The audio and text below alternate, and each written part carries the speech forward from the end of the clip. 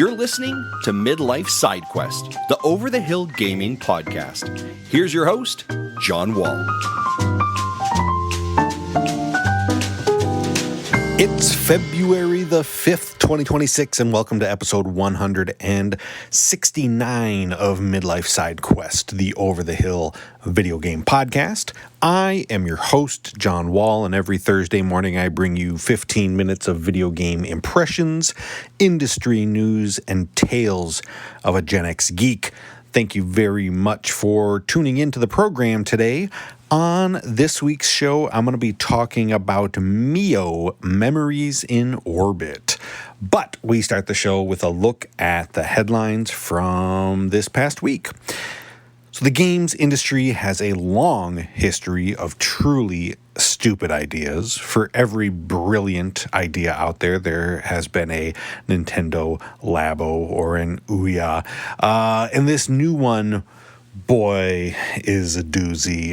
Today's story comes from Austin Manchester at Polygon.com, who is reporting that Sony Interactive Entertainment is seeking a patent for AI-generated podcasts. Now, again, this is a patent, so there's a very good chance that this never actually happens. But the concept of it is absolutely ridiculous. He reports that images from the patent application show the possibility of personalized podcasts showing up on your PlayStation 5 home screen below the row of installed games. It would be available in video or audio format, and other images show a talk show-like format with two hosts sitting behind a desk delivering news for the player. Well, doesn't that just sound super? It also states that they would present the news in the voice and likeness of a video game character from one of the games that you have already played. Whew. So this AI show would recommend games to you. It would discuss recent trophies that you've earned maybe, and, quote, may include a joke at the video game player's expense. So if you like the idea of turning on your PlayStation 5 and seeing Nathan Drake and Astrobot talking smack about you before telling you to go play Helldivers 2, well, then you should just get excited now. We all joke about how everybody and their grandma has a podcast nowadays. You technically don't need much in the way of equipment or even skill to slap one together and throw it up online. I mean, obviously. I've been doing this for over 10 years after all. But that doesn't mean that I think we can just start farming podcasts off to Grok or whoever. Although now that I think about it, listening recently to Nintendo Dads, and I'm not sure Jesse is a real human at all. Maybe the takeover's already begun.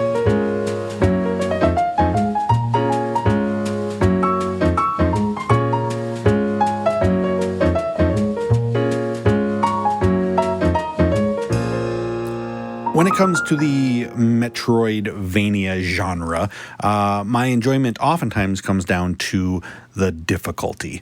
I don't really enjoy games that push it to that level that feels punishing or frustrating. For me, the Hollow Knight games they take it too far, and I could not get into them. Now, the Ori games, on the other hand, or the recent Prince of Persia Lost Crown, I thought those games found that perfect balance of challenging but still satisfying.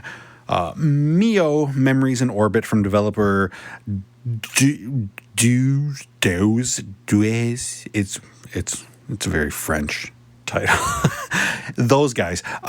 It falls much closer to that Ori side of the difficulty coin. It's tough, and it's not shy about kicking your butt every once in a while, but your goal always seems within your reach, whether it's a platforming section or a boss fight.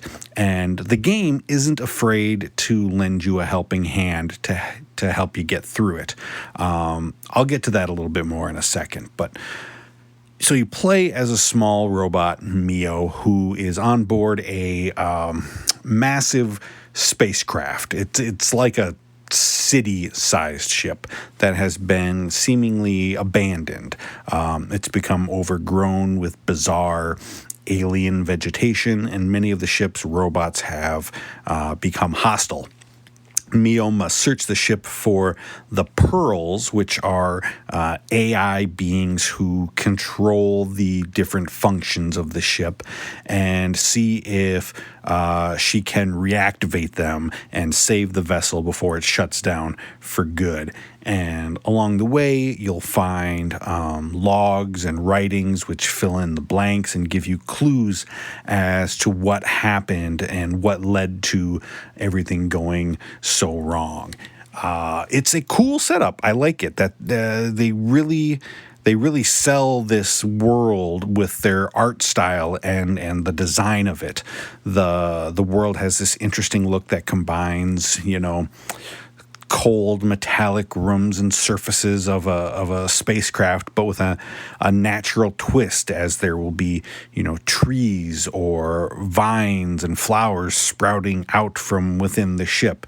And the robots also have this sleek design that makes them look and move in an almost alien way.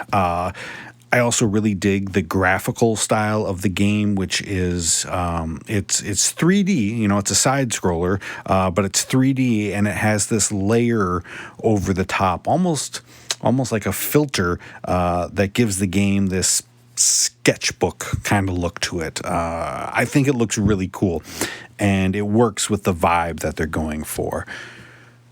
It plays pretty similar to the Ori games if you've played those before. MIO is small and nimble, and while your moveset is pretty simple at first, once you unlock new abilities, you'll be zipping around the environment. You'll get a grapple type movement to move to launch yourself into the air or through obstacles, and dodges to avoid attacks. The movement all feels super good, which is really crucial to a game like this. And every time you gain a new ability, it's very, very satisfying. The combat, it isn't revolutionary, but it feels good. It's melee based, and you've got your standard 3-hit combo. You can also hit enemies from above to kind of launch yourself back up into the air. I'm not sure if there are any more offensive abilities that you unlock later in the game, but right now where I'm at, it's solid, but I'd like it a bit if there was some more variety. Your reflexes will really, especially be tested with the boss fights. They required not only memorization of your opponent's moves, but also some pretty precise timing to dodge their attacks. They can be pretty demanding, but really the only frustration I had comes from the fact that when you die, which you will do probably over and over again, they don't spawn you right back at the boss. They bring you to the last checkpoint, and it usually doesn't take super long to get back to where you were, but it's still 30 to 60 seconds when you'd rather just jump right back into your next attempt. So that can be kind of annoying. If you are struggling with the difficulty of the game, there are 3 nice options that you can turn on to give yourself some help. One is a pacifist mode where the enemies don't attack you until you attack them. I haven't used that one quite yet. I haven't felt the need yet. Another lets you recharge your health whenever you're standing still for a while, which is nice.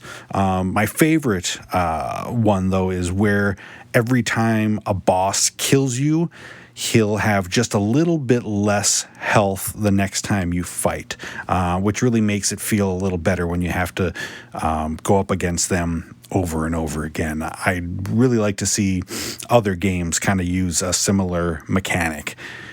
You'll also find upgrade nodes around the world that give you perks, like extra health or more damage, whatnot.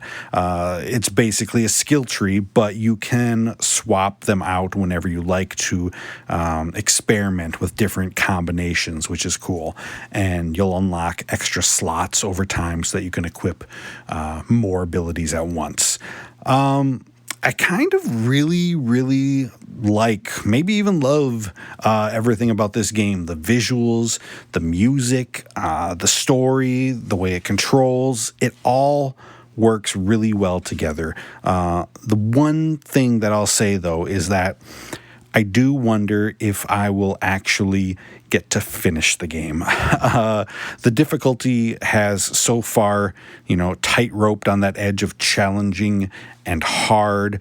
But after about a dozen or so hours, I can kind of feel it starting to tip slightly over into that hard side of things. Bosses are taking more and more tries to defeat, and the platforming challenges are getting pretty gnarly. I hope that I'm still able to fight my way through without it falling into frustrating territory, but even if I did have to stop, I've had a ton of fun with it so far, and if my skill level only gets me so far, so be it.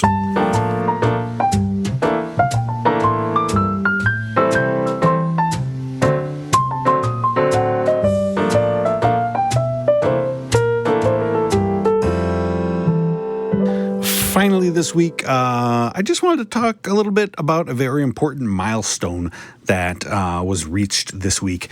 Yesterday was my wife and I's 20th wedding anniversary, and that's kind of unbelievable to say out loud. 20 years since we got married. That's quite an achievement, especially it seems like in this day and age. And it's been filled with awesome, amazing times. We've had 2 incredible children, 5 if you count the cats. We've done a lot of traveling together. We've had some amazing adventures. My life has become so much more than I ever thought possible because of her. But being married for 20 years isn't something, that comes easily. It hasn't been. In fact, some days have been very hard. We've had, over the years, financial struggles, health struggles. Our children have, gone through COVID and everything else, and we've fought. If I had to bet, I'd say we fight less than the average couple. But, it happens. You can't live day in and day out with another human being for 7,300 days without getting on each other's nerves from time to time. The trick isn't not to fight. The trick is to forgive and forget and move on because you love each other. The trick is understanding that neither of you are perfect. You're both going to screw up and do something or say something stupid. That's life. You accept each other's imperfections. And at the end of the day, we know that we'll love each other no matter what until the end, when the kids have all moved away, when we've sold the house and retired, when we're old and frail and I'm crapping my pants on the porch and can't remember anybody's name. I know that she's going to be there at my side. Someone's going to have to change my diapers after all. Thank you for listening to Midlife Side Quest. I appreciate you making time in your day to hang out with me. You can catch a new episode every Thursday morning wherever you listen to podcasts, and you can support the show by subscribing and leaving a review. That really helps a lot. So, seriously, if you've got a few moments after you listen to this, go and leave a short little review.